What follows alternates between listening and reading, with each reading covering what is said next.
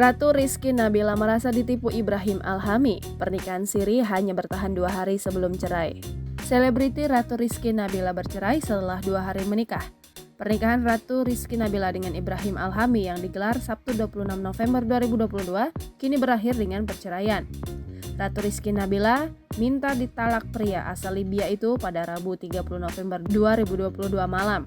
Janda anak satu itu tidak menerima saat Ibrahim Alhami disebutnya pura-pura sedih saat pernikahan sirinya itu kandas. Ratu Rizky Nabila merasa tidak dihargai sebagai istri setelah dinikahi Ibrahim Alhami. Menurut Ibrahim, Ratu Rizky Nabila tidak benar-benar menyayanginya setelah menikah. Ratu Rizky Nabila disebut sayang dengan pria beristri hingga minta cerai dari Ibrahim Alhami. Namun Ratu Rizky Nabila membantah pernyataan Ibrahim Alhami itu.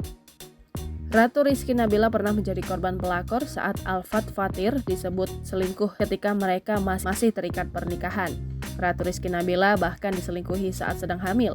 Pernikahan Ratu Rizky Nabila dan Alfat Fatir hanya bertahan 1 tahun dan kemudian bercerai.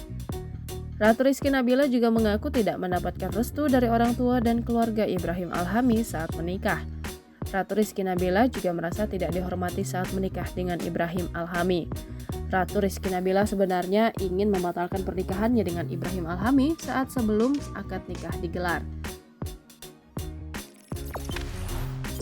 Jangan lupa subscribe, share, komen, dan like ya!